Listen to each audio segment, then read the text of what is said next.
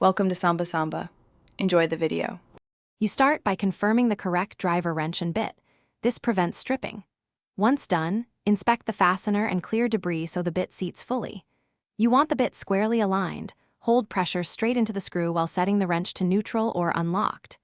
Begin with gentle torque to feel engagement. If it turns freely, increase force gradually.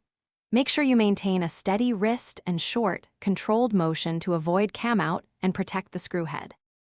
Once engaged, apply measured, steady force so the driver wrench transfers torque without slipping.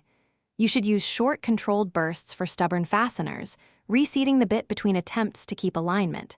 If the wrench has torque settings, set the required value now so you don't over-tighten. This protects threads and components. While turning, listen and feel for resistance changes. A drop means it's loosening. Keep your body behind the tool, and use both hands if possible to stabilize and maintain. You finish by performing the final turns to the specified torque or until the fastener is snug. Make sure not to over-tighten.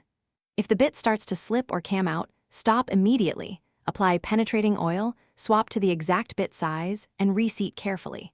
For rounded or damaged heads, use a proper extractor or clamp to regain purchase rather than forcing more torque. If things still fail, back off, reassess bit choice and lubrication, and only then retry with control.